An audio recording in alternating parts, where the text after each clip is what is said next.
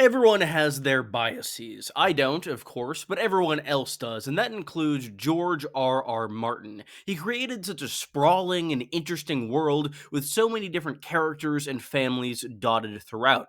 With that said, not every family in A Song of Ice and Fire gets treated the same. There are some that are clearly teachers' pets. Martin does tend to play favorites, and the ways in which we see those favorites manifest are very different from house to house. So, today, I thought it'd be a fun exercise to go through and figure out which houses are George R. R. Martin's favorite in the entirety of A Song of Ice and Fire, as there are some pretty direct hints, some that he's said that he's loved, and others that I think very much kind of show bias in the way he treats them in his writing. Let's just get the obvious out of the way first. House Targaryen is obviously like the golden child of the universe as it exists here, as I think that it just gets so much more focus than everything else. They have an entire book, that being Fire and Blood, the history of their dynasty, that Martin seems to have had a fun time writing, as he is currently writing, at least has written a little bit of its sequel, Blood and Fire. Hopefully not too much. Hopefully he's still focused on wins.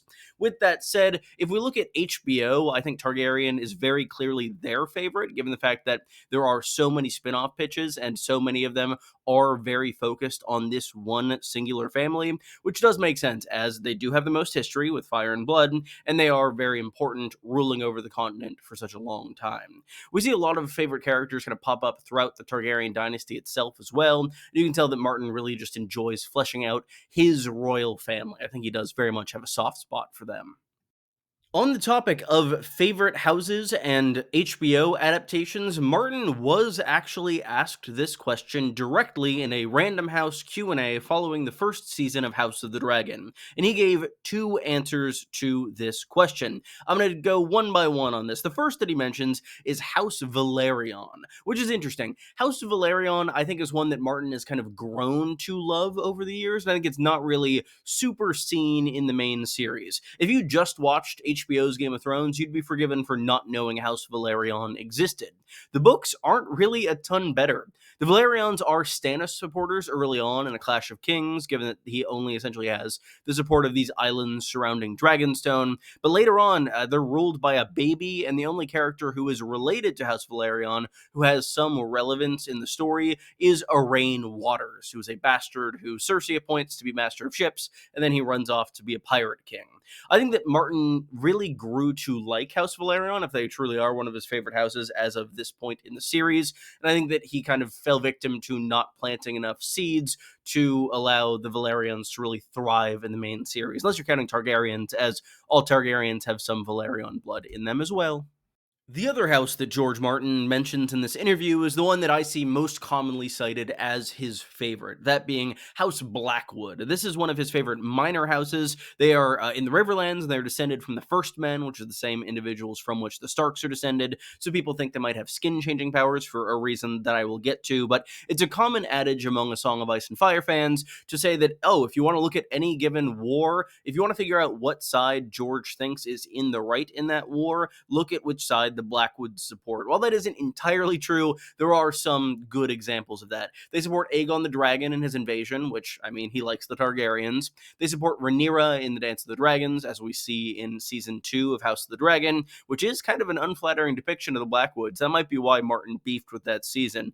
I'm mostly kidding on that. But additionally, we see them supporting Robb Stark during the War of the Five Kings. And we actually have an entire chapter, effectively, in A Dance with Dragons devoted to their lore and the history of their feud with House Bracken. It's very interesting. It's very fun to see. And it is really neat to see Martin kind of give so much focus and history to this fairly minor house.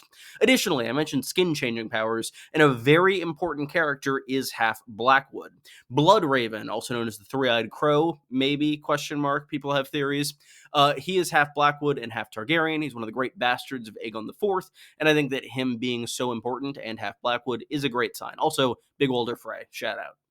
I would be remiss if I didn't bring up that Martin is on record as saying that House Connington has one of his favorite sigils in the series, which obviously means that they're one of his favorite houses in the series. Honestly, I don't really think that's the case. Red Ronnet is kind of an asshole, so is John Connington, so I'm not sure that he's a big fan of the house themselves, but hey, he likes the heraldry, so I'll take it. Well, those are the houses that Martin has directly discussed really liking. I'm going to get a bit more speculative here, a bit more meta, and look at the other houses that I think he has a bit of a soft spot for. But I also want to ask, what houses do you have a soft spot for? What is your favorite house in A Song of Ice and Fire history? Let me know in the comments down below. And while you're down there, leave a like, subscribe. I'd really appreciate it. And it does help grow the channel, and it's free, and it's nice. If we're looking at houses that aren't directly stated as Martin's favorites, but are heavily implied to be as such, House Stark has to be the first one that we mention. Out of his core five characters outlined in this original letter, three of them are Starks, those being Bran, Arya, Jon, kind of, he's half Stark. He's also half Targaryen, who Martin also loves. With that said, House Stark are obviously kind of the main characters of the series. Game of Thrones, the adaptation, took that to the extreme, but we do still have a lot of viewpoints in, around, surrounding House Stark. We have Bran, Arya, Sansa, Jon, Catelyn, Ned. Theon is a ward of House Stark. A lot of this stuff has to do with their plot lines in the North, and they are some of the most morally upstanding individuals in the series, just on average as a house. Obviously, some of the Starks kind of get into more ethical quagmires as the series goes on. Cough, cough, Arya and Bran, cough, cough. But overall, I think that they haven't received as much focus from Martin or from HBO because there are a lot of secrets going on there. I could imagine Martin writing a Stark history at some point, but there are so many potentially relevant details of that history to this conflict with the others and all of these hidden things in the crypts with the Stone Kings of Winter. There's a lot that I could see him not wanting to reveal, which could be why they haven't gotten quite as much ink as the Targaryens. Another one that I don't see discussed much is House Estermont of Greenstone. This is a house from the Stormlands. We hear that they are invaded by the Golden Company and Dance with Dragons, but their sigil is a turtle, and that is very important to George Martin. Martin loves turtles. Have you seen his signature hats? They often have a little kind of gemstone tortoise brooch in the middle, and it's really neat. I love it. It's a cute little detail. But overall, he has said repeatedly in interviews that a turtle would be his personal sigil. And along with that, he has talked about Game of Thrones being inspired by the stories he would make up about his pet turtles when he was a little kid. And if we look at it, the Estermonts are surprisingly important. If we look at the king at the start of the series, King Robert Baratheon, what is he? He's Baratheon, but his other half, his mom's half, is in Estermont. It's really interesting. They don't have a ton to do as the story progresses. We don't see many on-screen Estermonts after A Clash of Kings and A Storm of Swords, but overall, they do have a fairly sizable role in the history here, especially in the recent past, with kind of helping the Baratheon dynasty and aiding Stannis and Renly. This is something of a niche theory of mine, but I also think Martin loves House Fossaway. This is a very Apple-themed house. It's their sigil, and we get a lot of focus on them throughout the series writ large. As in the first Dunk and Egg novella, which was written before or alongside A Clash of Kings, we see the origin of House Fossaway splitting into two branches. And we keep hearing about these branches again and again and again throughout the series. And they keep having fairly important historical members. And also, these two sides of the family are pretty constantly warring, so there's a pretty strong chance that we could see mention of Fossaway being on multiple sides of a conflict coming forward here. We also hear of an individual from the Golden Company who calls himself a Brown Apple Fossaway because he is a bastard from the Reach. And we also see a descendant of House Fossaway fighting as one of the Nine Penny Kings in the last Blackfire Rebellion. He was known as the Bad Apple, and it's just a fun nickname. I think that Martin very much grew a soft spot for this house after giving them so much focus in the first Hedge Knight book, which I'm being a little vague on as to not spoil the show in the future. But yeah, I really like the Fossways, and I think Martin kind of does too. They might have their own video in the future.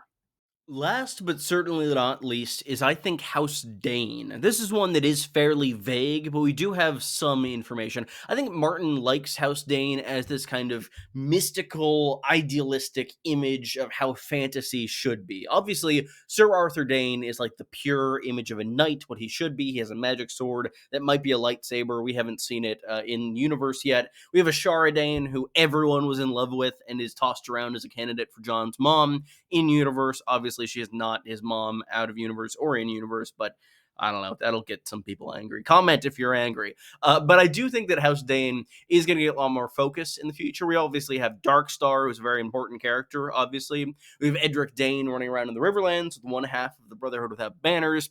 And I do think we'll definitely get more insight in the future, as Elio and Linda, Martin's assistants, have said that there is a complete family tree for House Dane, but it is being kept back for the Winds of Winter or A Dream of Spring. So Martin has more lore there, but isn't sharing it with us for some reason or another.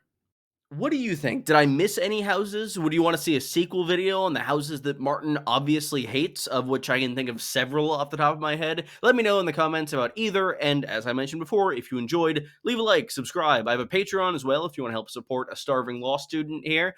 But yeah, I appreciate any support by any means. Just subscribing is well enough as well, and I will have many more Song of Ice and Fire videos for you in the very near future. So thank you so much for watching, and I will see you soon. Goodbye, everyone. And also, I think when this video is published, I'll be playing in a softball tournament, so wish me luck.